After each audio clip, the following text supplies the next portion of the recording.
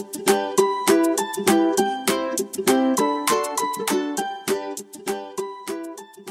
rekan-rekan, perkenalkan nama saya Arif Agus Sumandani. Pada video kali ini saya akan membawakan materi mengenai keamanan cloud computing atau biasa disebut dengan komputasi awan. Nah, sekarang udah banyak yang menggunakan komputasi awan, ya kan, dari menggunakan email, menggunakan misalnya ada beberapa provider yang menyediakan layanan cloud computing seperti AWS, Azure, dan lain-lain. Nah, sekarang udah banyak penggunaannya, baik dari individu maupun institusi atau perusahaan. Nah, sebenarnya komputasi cloud computing apa sih?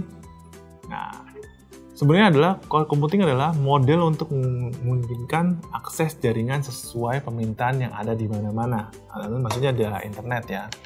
Kita dengan nyaman bisa melakukan konfigurasi sesuai kebutuhan kita, ya kan, dengan cepat dan tepat, ya. Dan upaya terutama adalah dalam pengelolaan manajemen. Jadi manajemen resource, ya. Jadi kita tak perlu namanya pusing-pusing lagi nih menyediakan infrastruktur, ya kan, update infrastruktur terutama, yaitu yang menggunakan namanya layanan cloud computing. Nah, ini adalah bentuk gambar dari elemen cloud computing. Nah, ini ada beberapa bagian ya. Nah, elemen computing, karakteristik yang paling penting dari cloud computing ada beberapa bagian. Yang pertama, akses jaringan yang luas karena berasal dari internet dan bisa menggunakan beberapa device. Terusnya, elastisitas yang cepat. Jadi, dengan menggunakan cloud computing ini memberikan kita memperluas jangkauan dan mengurangi sumber daya, ya kan, karena terhadap kebutuhan spesifik, ya kan.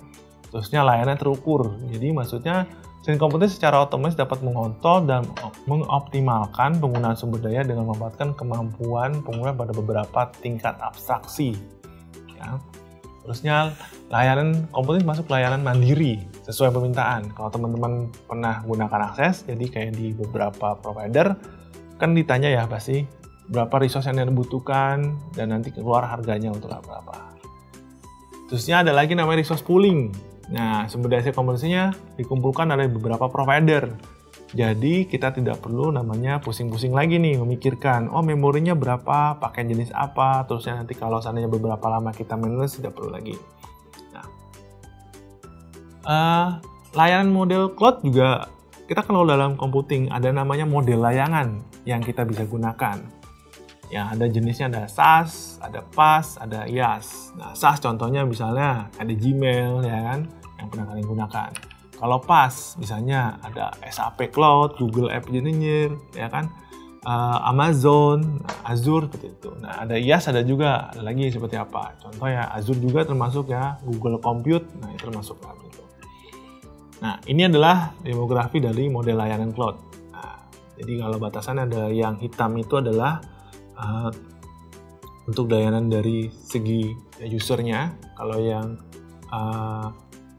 abu-abu yang di bawah itu adalah dari providernya.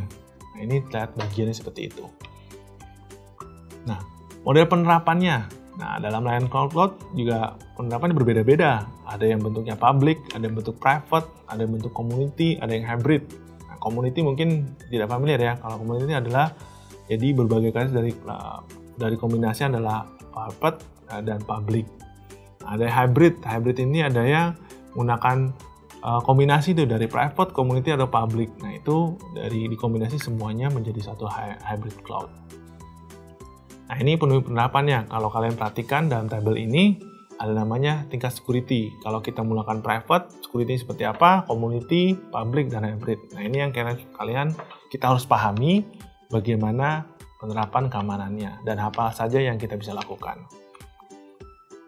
Ancaman dari keamanan dari cloud computing apa saja misalnya? Nah, kalau sedangkan ancamannya misalnya apa? Bentuknya kayak confidentiality, terusnya perilaku atau yang tidak baik dari pihak provider, ya kan, bisa mencuri data kita, ya kan, kita kan nggak tahu ya, kapan data itu diambil atau diintip oleh provider kita, tidak tahu.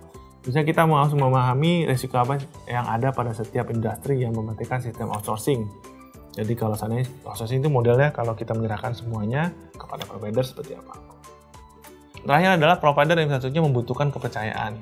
Jadi kita menurutnya gini, kita bisa melihat dari term condition-nya. Jadi kalau kita lihat term condition dari aturannya dia seperti apa, layannya 99% misalnya. Nah berarti kita tahu down dan regulasinya ketika down sistemnya apa yang bisa mereka berikan.